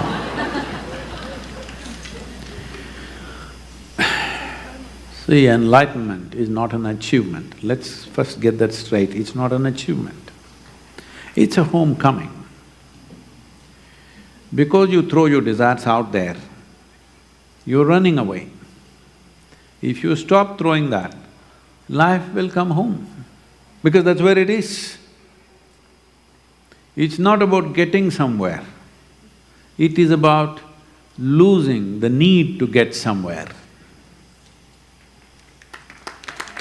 You don't have any need to go anywhere, to become anything, you just sit here, everything is fine. But at the same time, you're involved and dynamic. You're not lazy, you're not arriving at a philosophy because you're lethargic. No, you're full of life, but you have no personal need to go anywhere.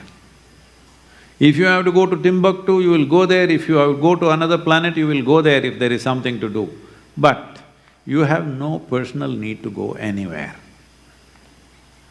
Why this need has come is, as I told you in the very beginning, another regular person asked this question.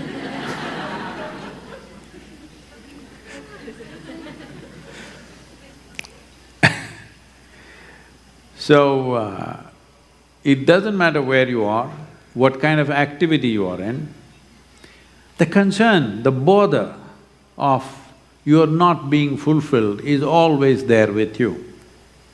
You found a new job, like that.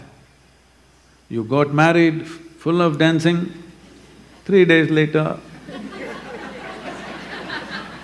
not necessary, I'm not trying to make everything negative. Everything is like this. You got there and you thought this is it, and then after some time you find still there are concerns of being fulfilled. Always people keep telling you the next thing will fulfill you, the next thing will fulfill you.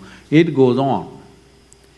But once you've thrown this, these things come looking for you. Once you've thrown out one desire, they understand this guy is in the trap. They keep throwing so many things from all over. You can call it the marketing mechanism in the world, your parents, your friends, your wife, your husband, your children, all kinds of people keep drawing into more and more things.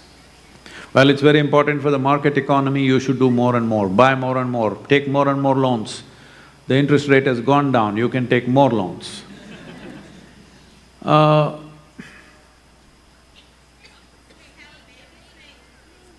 Somebody had a baby? Snake, it's okay, it's only a baby, lots of them are here, sit down, it's okay. Nothing, they won't do nothing to you. A baby means, ladies, what you must do, take him in your hand and it's a baby. There are plenty of them, this is the season, so they're okay. Don't think they're intruding into the darshan. No, it is their place, we are sitting on top of them. So once you throw out one stone, they come looking for you. This happened, that two schoolboys went camping and then they found… they were not very well equipped and they found mosquitoes and mosquitoes biting. They tried to cover themselves and sleep, but mosquitoes kept biting them here, there, everywhere, you know how mosquitoes are? You cover your feet, they'll bite your cheek, if you cover your cheeks, they bite your feet. You had that experience. So, they were struggling. And then after some time, unable to manage this, they opened their eyes and looked around. Then they saw some fireflies. Then one guy said, we better give up. Now they've come with torches looking for us. This is how it is, this is called credit rating. Once you do one thing, they will try to spike you from every side. So having enough sense, how much time, how much energy, how much interest do I have in these things to engage myself? I'm not telling you only this much or that much, but you must make a judgment according to your requirement. You should not do like somebody else, according to your requirement. Even to arrive at this, you must be little away from everything for some time. If you come here and do 1 week of sadhana, we'll give you some special sadhana for each one of you. You sit here 1 week, silent, still. When you're very still and clear in your head, no any kind of compulsions, make a decision how much is needed in your life. Go by that. You don't have to go by my ways of doing things. By your way. Right now you're not going your way. You're just being driven just by anybody and everybody. Commercial agencies are driving you. That's not fair. Hello? Commercial agencies are deciding what you should do, what you should not do, how much loan you should take, all this. No, you decide how much is needed for you. Don't be in competition with somebody, because that's not the way life works. Life is about consciousness, not about concerns, not about competition, not about coercing yourself or somebody else to do something. Life is about being conscious. Only if you're conscious, we can label you, the regular lady, as a human being. Otherwise, you are a human creature, driven by compulsions. So, wonderful to have all of you here, but there was also that part of that question, what is enlightenment, how, whatever. Let me read a little poem for you. This is called Salt Doll. You might have read this before, probably. Salt Doll. In search of truth, did I go back and forth, wandered through mountains, bathed in rivers sacred with the pious, whichever way the blind pointed, with hope and zest me travelled. Every which way I smelled the scent, but round and round is all I went. Wasted lives to know the one who is not. But the feverish pitch of seeking would cease not. What does it take to fathom the ocean? Even fish or whale is clueless of the ocean. It is only the salt that can be ocean. A salt doll I became, just a plunge made me the ocean.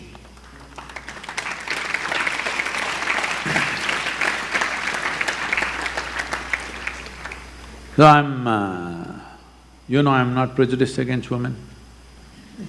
You know that or no? Yes. If you know that only I will speak, otherwise I'll… Yes. In this process, in the very beginning we were talking about how even a fetus anchors you in such a way that you are helplessly… It's not a choice anymore. So in that process, a woman is a lot more anchored to her physicality than a man. Because without that, probably our mothers would have thrown us out of the window. Only because of that anchor, that no matter what we did, it carried on. You were quite terrible, huh? But still she did all that because she was also helpless. Connected, beyond conscious wish, connected. So, that is fine, that is the structure of life. But you shouldn't get into that pattern, you must know when to work yourself out of that, particularly women. Because you can go on endlessly with the same concerns to the last breath. This unfortunately is true with a large segment of women. Not that men are all enlightened something, I'm just saying there is a little biological factor which makes you like that, always little concerned about your body, always little concerned about your physiological framework. So you have to be little more unsadhana than men. Because biology takes little more tearing to release you. It won't release you so easily, it has a grip on you in a certain way. This is natural process, it's not your mistake. It's a natural process to see that the race perpetuates, the species perpetuates. I must tell you this because on this day it's important. When in 1996, November, December, that time, the time that Viji had fixed for herself is coming close. I'm trying to play the woman's role and tell her, you still have a child, 7-year-old, I'm okay, but the girl, she's only 7. Not yet 7 at that time, few months short of 7. You can postpone it. I will support you, some other time you can do it, not now, the girl is only 7. Then she said, it's way beyond her normal wisdom. She said, see, as a mother, everything that I can do, I have done for her as a little girl, as a child. But what I see is, now she's only 7, but I see the way she is, her intelligence, her way she's moving around with you, I know there is nothing more I can add. I've given her love, I've given her comfort, I absolutely love her, but I see that I don't think I can contribute anything more to her. Only thing I will do is trying to entangle her with me. I just bowed down to her. I said, this is too much wisdom. This is too much for a woman with a 7-year-old girl to say. Then I said, I have no argument for this. Well, I'm just saying, there have been many great women, probably in these parts of the world, that kind of thing was not encouraged, or if they were there, they never came to light. I'm sure they were there, but they never came to light because they were suppressed or they were obscure. But in the East, there are many thousands of women in the past who rose as great sages and saints, different in their way of operation, but they rose, nobody could stop them because the culture allowed it, the society allowed it. I think today all societies in the world largely, except unfortunately a few, which you are not a part of anyway, this is the time. This is the time for the woman to rise in such a way, because it's unfortunate that we have put them in competition with men. I can also grow muscles. Arey, this is not the area in which you should compete. Men will say, wow, muscles, they look at you up and down. Behind your back, this because they know what muscle is, please understand this. Doesn't matter how much muscle you build, they will be laughing behind you. That is not the way to compete. Physical bodies are different, what's wrong with that? What is wrong in male and female bodies being different? That's the way it should be. But this is why spirituality is important, because in this domain, there is no male-female. When we say body, there is female and male. When we say spirit, there is no male-female. This is where you must compete. This is where you must rise. This is where you must reach your fullness, so that in today's world, you cannot be obscure, you will be visible. If wisdom arises within you, you will be visible, nobody can stop you anymore. Those days are gone. So you are in that privileged generation of women. Probably I would say this is the very first generation where there is such a privilege that if you rise in your consciousness, you will immediately be recognized, which was not so for thousands of years, not been so. This is the first time it's so. Make the best out of it. Thank you very much.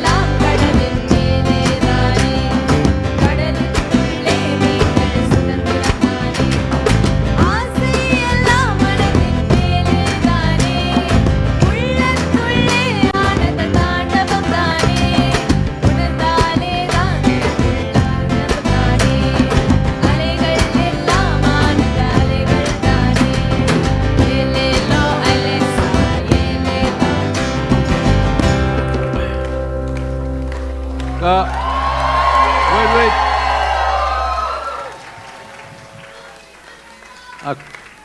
A conscious city, can you hear me? A conscious city as a spiritual possibility. I think its time is overdue. It needs to happen in the world.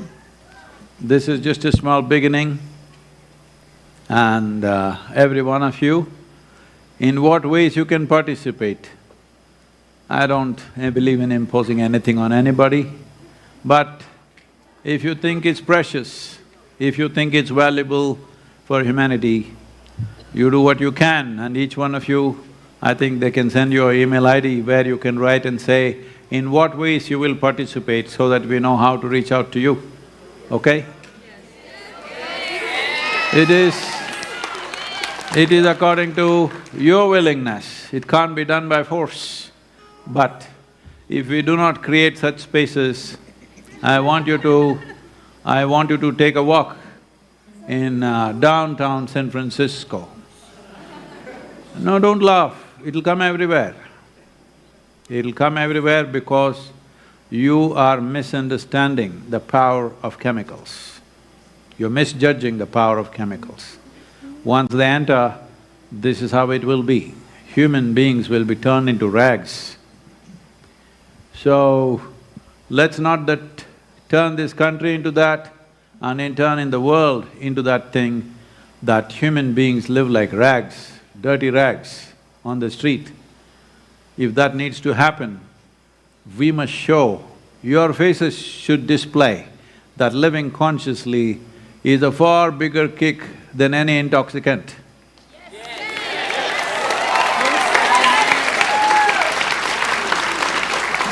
You must be my billboard.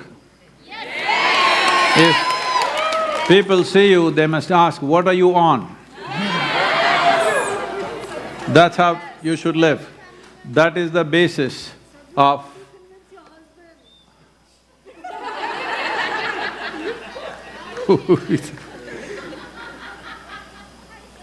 He is already convicted by you. Does he need to be convinced also? You don't convince a prisoner, all right? So, it's important, this needs to be done at this time. This is not about in counter to something negative happening.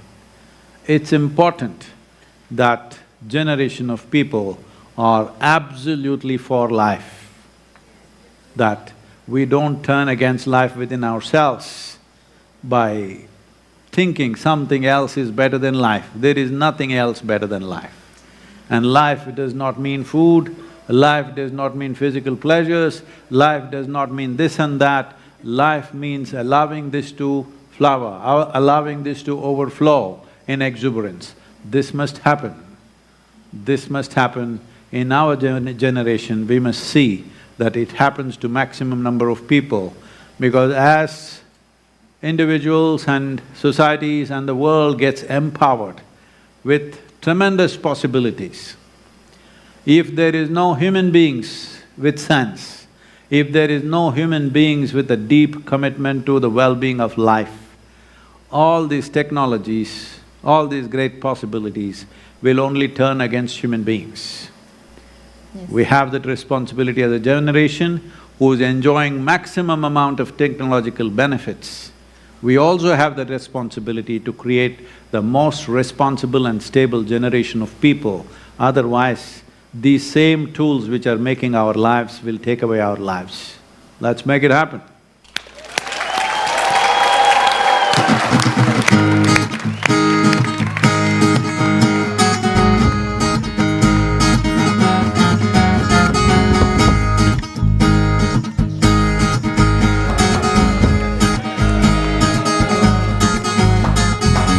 या घट भीतर बाग बगीचे, या घट भीतर बाग बगीचे, याही में सिर